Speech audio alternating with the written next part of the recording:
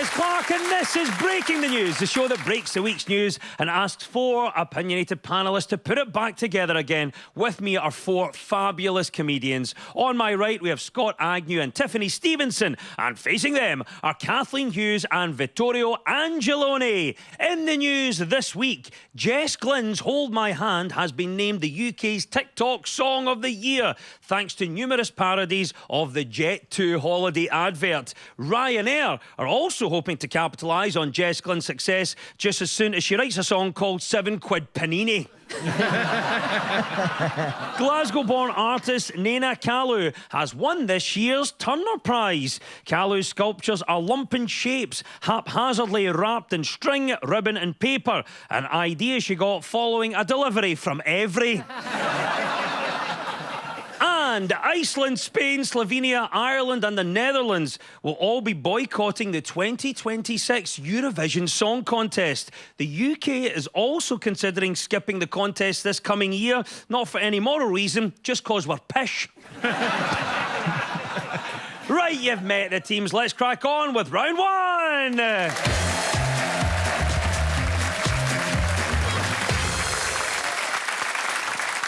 This is the Broken News round, where our teams have to guess two major stories of the week that have been mashed together into one single news headline. So, Scott and Tiffany, can you tell me what this is all about?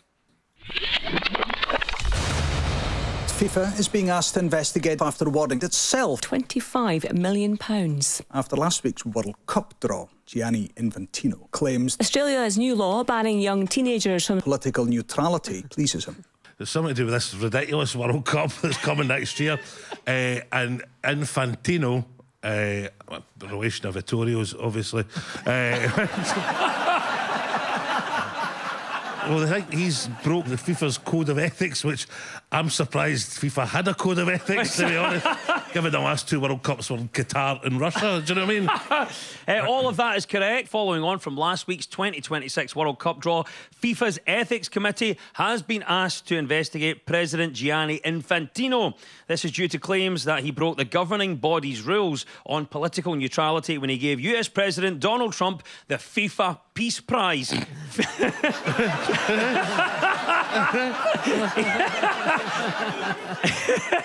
He's also been awarded the Geese Peace Prize. I mean, the whole thing was just quite frankly ridiculous last week. But I'm loving the prospect that Scotland's going to play with absolutely zero fans.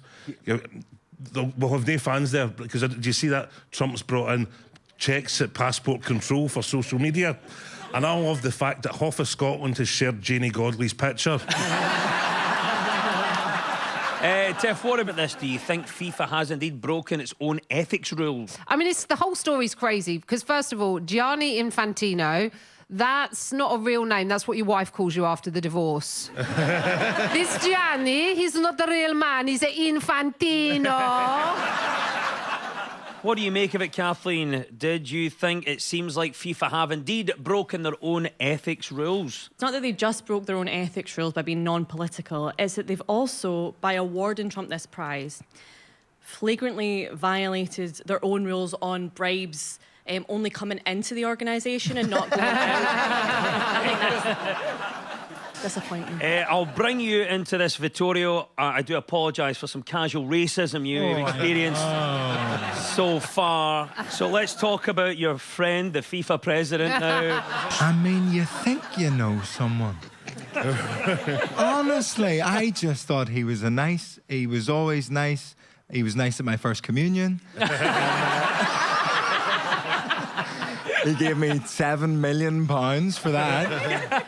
And look, I just hope they can get their reputation for ethics back on track before the 2034 tournament in Saudi Arabia.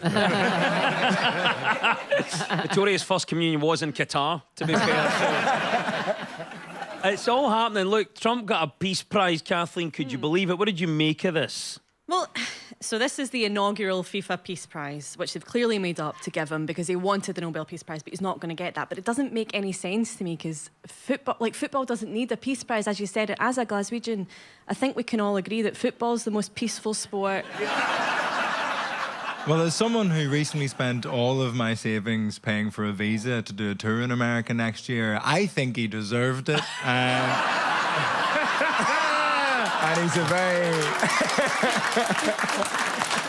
a very handsome man as well, I would say. But for me, the most frustrating thing is that FIFA have clearly invented an award for Donald Trump and they haven't called it the Ballon d'Orange.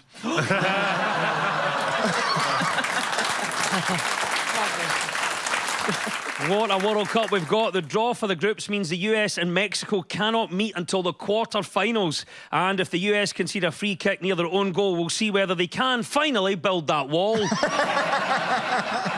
Now to you, Kathleen and Vittorio. What was the other story that we were after? Is this that Australia is banning social media for people under 16? That's the right answer. Australia's social media ban for young people came into place this week. The new law means that social media firms must take responsible steps to ensure Australians under 16 don't hold accounts on their platforms. The Australian Prime Minister Anthony Albanese said this ban will make our country safe for kids, shortly before he was bitten in the face by a poisonous spider. Vittorio, what about you? Do you think it's going to work? No, I think teenagers will find a way around these bans. Just like, I mean, alcohol is banned for under 18s in Scotland. How's that going? Do you know what I mean? They just find a way around it. But I love the idea that this will work for social media. You know, you'll be having a house party and somebody's older brother will come around with a 6-pack of TikToks. No, but how are the Waynes going to order their dinner now? Right. So, like modern parents are going to have to go back to the drudgery of putting a Rustler's burger in the microwave, right? Or is it just social media? I thought it was just apps. Like, No, it's just social media. Right, Yeah. it's just Scott thinks Deliveroo is a social media app. He's chatting to his driver. I'm not 27 stone for nothing. Do you know what I mean? Kathleen, obviously this ban has been brought in apparently to make the world a better place. But what would you ban to make the world a better place? I would ban, and I don't want to dull anyone's shine. I say this with love in my heart, right? If any of you are in. People who are good at singing, but are concerned that you don't know they're good at singing. What are you talking about? Precisely this, in an environment where there is no need for them to be singing, right? I've worked in offices with the radio on. There is no need for me to hear you riffing at 10 in the morning on a Tuesday. There's no need. What would you ban to make the world a better place? Vittorio? Guide dogs, I'm sick of them.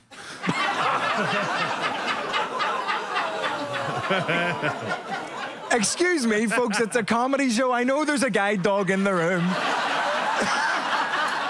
I was trying to have a bit of fun, for the love of God.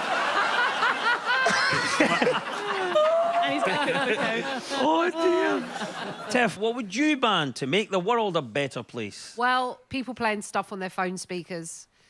I got on the tube the other day and there was a man listening to a self-help podcast out loud. No, I don't want to know about your insecurities. Bring back flashing. That would be less exposing, to be honest with you. By the way, there's a Couple of people who are up for it,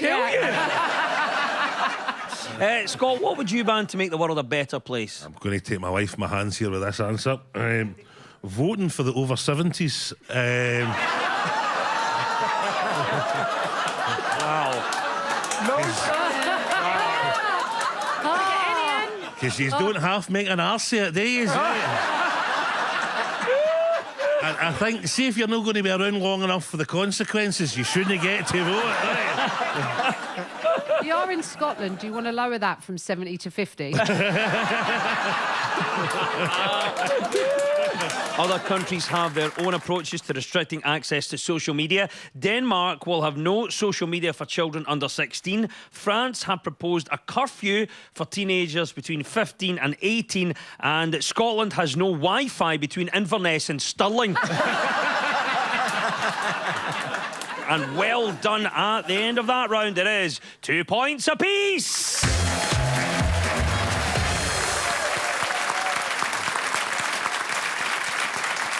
Now, much of our news is about public opinion, so to find out what stories people are talking about, we spoke to two friends of the show, Scottish macker Peter Mackay and journalist and broadcaster Afia Hagen. So, Kathleen and Vittorio, what is Peter on about here?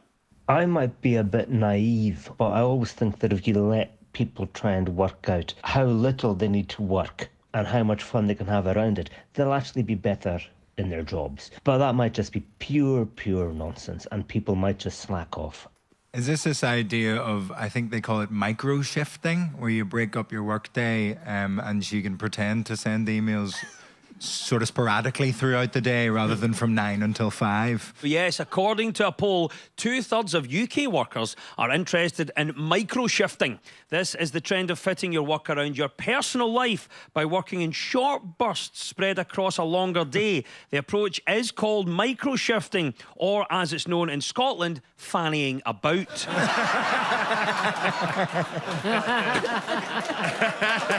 There was one woman who said she would go to, I think, what did she say? She said, I go in, I do 6:45 to 7:45, then I go to the gym, and then I come back and I do like a couple of hours in a cafe where I have a shorter lunch, and then I go play paddle at 3 p.m.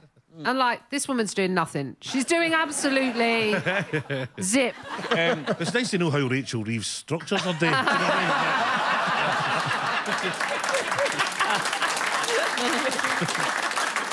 mean? Vittorio, micro-shifting has been seen as a Gen Z trend.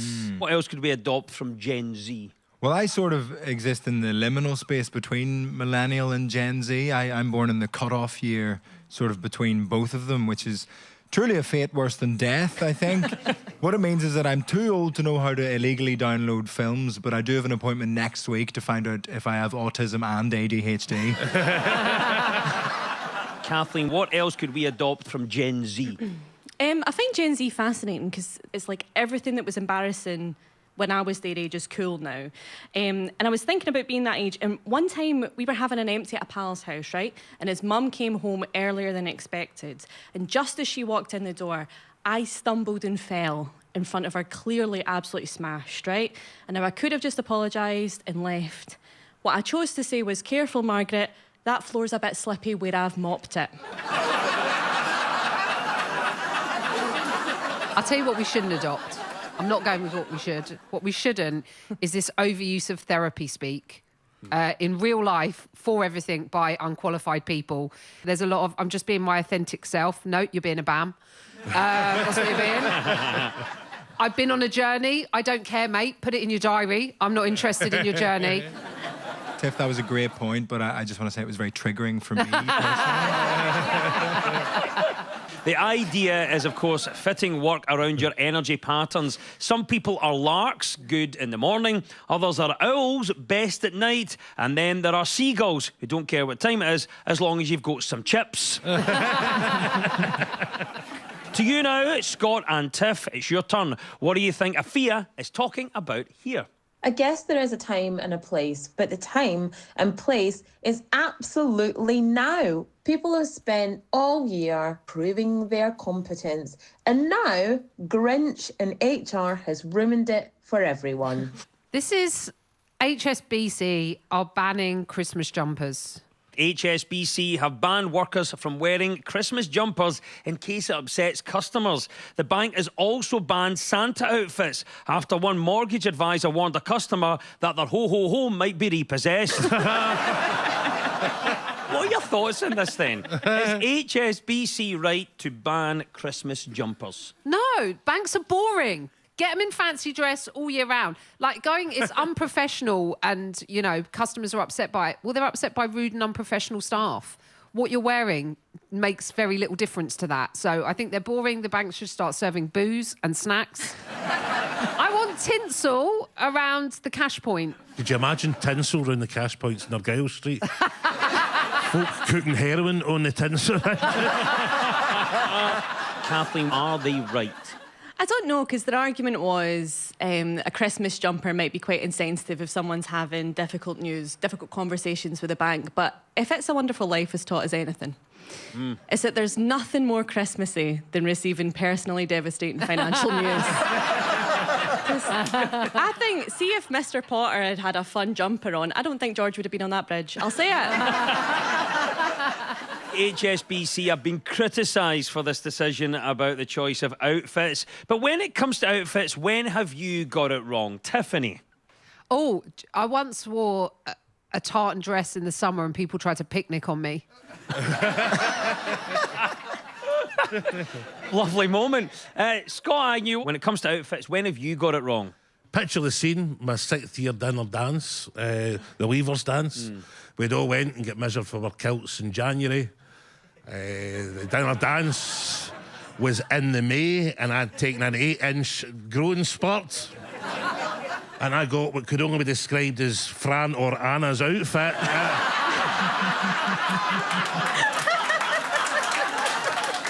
Vittorio, when it comes to outfits, when have you got it wrong?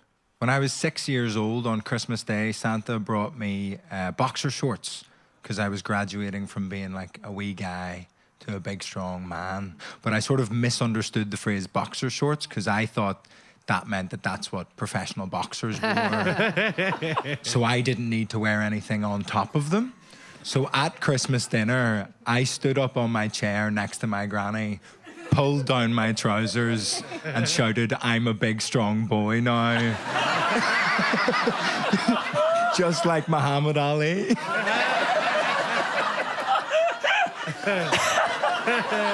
And it's something he still does every single year. Tradition's tradition, Des. Despite the Christmas jumper ban, HSBC are still putting up decorations, including a range of budget Christmas trees. Staff say they look very on brand as they have significantly fewer branches. Clever, but triggering for the audience. Yes, well done. A no to Christmas jumpers is the right answer. 2 points go to Scott and Tiffany.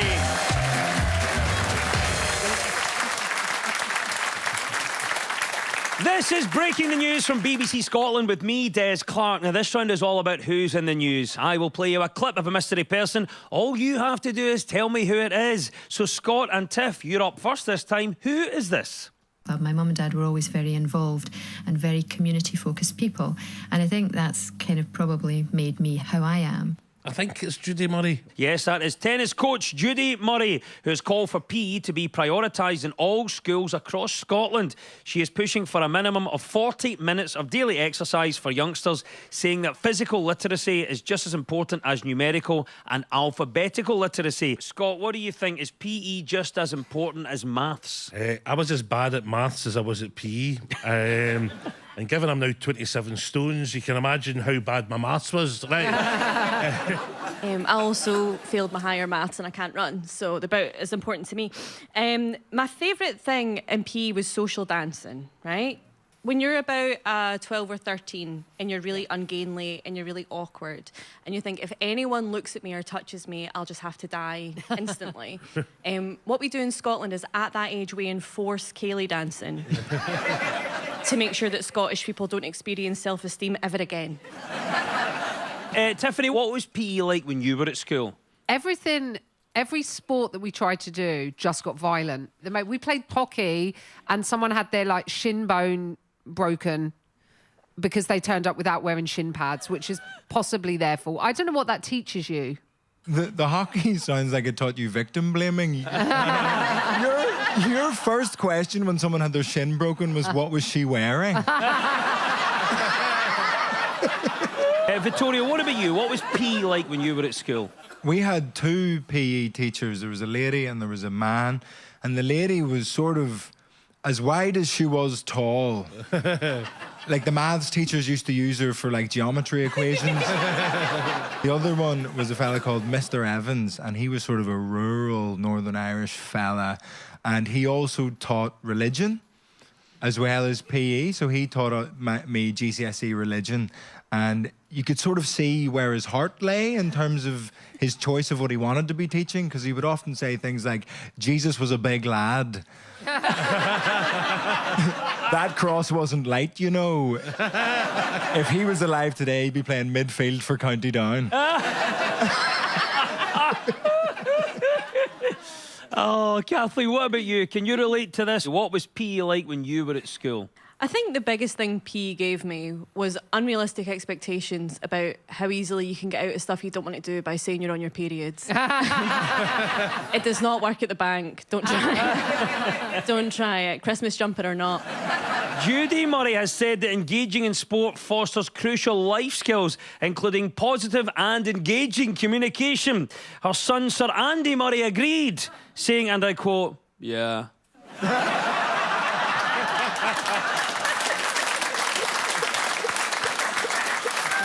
Right, over to you, Kathleen and Vittorio. It's your turn now. Who is this and why are they in the news? First thing I'm going to do is go and see my nana, see some friends, probably get a day to adjust back to normality, and then straight on Twitch and live streaming. This is Twitch streamer Angry Ginge, who just won I'm a Celebrity. That is indeed Angry Ginge, a.k.a. Morgan Birtwistle. And it is the news from the jungle that Angry Ginge has been declared king, at which point Prince William sat up and said, "You what?" Angry Ginge, king of the jungle. Vittoria, are you surprised to see a social media star win? Well, I was confused when they said Angry Ginge had won I'm a Celeb. I didn't know Neil Lennon was in it this year. Love to see that. Love to see it. Let's go round the houses with this one, though. What reality show would you love to do and why? Kathleen. I have a face that people tell stuff to, right? Don't know why, just happens. I know it's because it's round and it's inviting and it's got cheeks you want to pinch, but so does an arse. You know, what we're working with here. I've just got a face that people tell stuff to. One time, 10 minutes into a 2-hour driving lesson, the instructor told me he'd been on a stag do and he cheated on his wife, right? I'm sitting there like, all right, okay, fine. And he said, she's chucked me out of the house. I don't know what to do.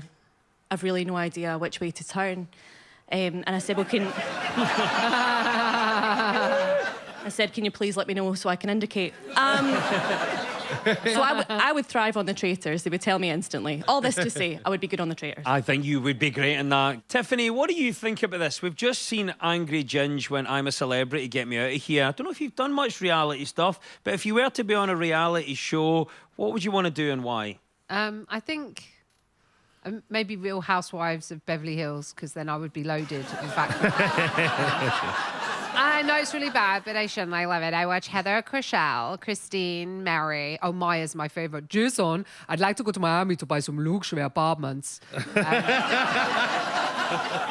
She's been pregnant all 5 seasons. That's her main bit. And then the most annoying one, there's one called Heather. And she has a husband called Tarek. And she pronounces the Q on his name in a way that makes me want to smash my television. My husband, Tarek. Oh, she goes on about being a stepmom, and that annoys me. She's like, I'm a stepmom. I'm a stepmom. That's my thing. You know, that's how you know I care about the environment. I'm recycling.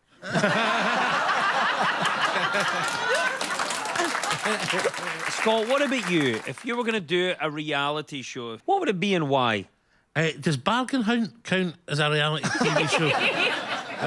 No, I'd actually like to know what would happen to the UK's antiques market if the BBC stops making Bargain Hunt. Right? Because 2 couples get £600 each every day, never make a profit, but even if they do, they get to keep it. So that's £4,000 a week that they're spending. There's been nearly 2,000 episodes over 20 years. That's £1 million the BBC have pumped into the antiques market via Bargain Hunt alone. Never mind Antiques Road Trip, right? If these programmes stop, what's going to happen to the antiques industry? Just going to collapse. It's a false economy. You just lied. You said you weren't good at maths. Yes, of course, Angry Ginge is the right answer. And 2 points goes to Kathleen and Vittorio.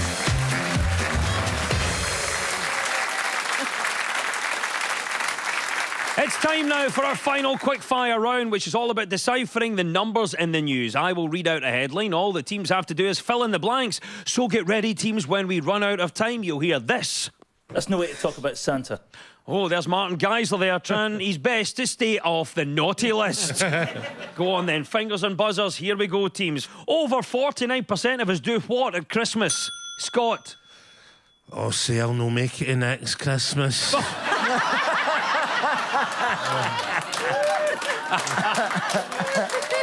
Oh, I'll be dead and buried before we get to next Christmas. I love that. That deserves a bonus point.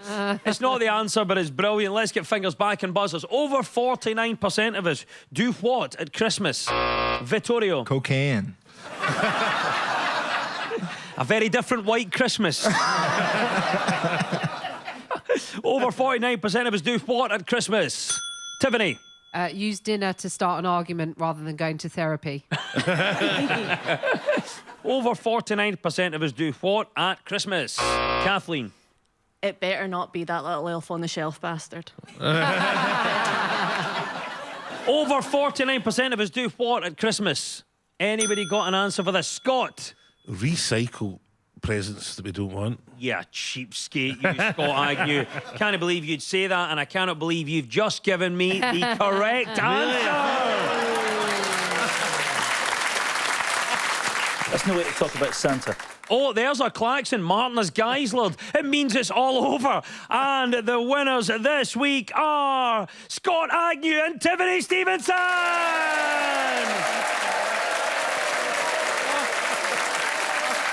And commiserations to Kathleen Hughes and Vittorio Angeloni.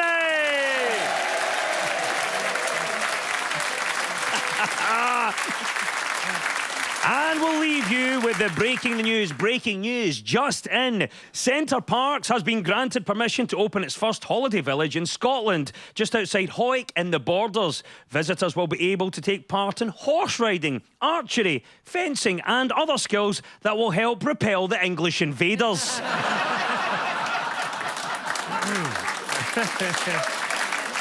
L.T. Lamb, the creator of the yellow rubber duck, has sadly died at the age of 105. The funeral was a very difficult experience for everyone, as every time they try to lower the coffin, it squeaked a wee bit and bobbed back up. And the draw has been made for next year's World Cup, and Scotland will face Brazil in the opening group stage. With a team full of typically flamboyant superstars, the greatest nation in footballing history still won't find it easy against the Brazilians. On to Scotland! Come on! The news is broken. I've been Des Clark. Goodbye! Join Richard and his dad in grief and in laughter. Only child watch all episodes on BBC iPlayer or by pressing red now.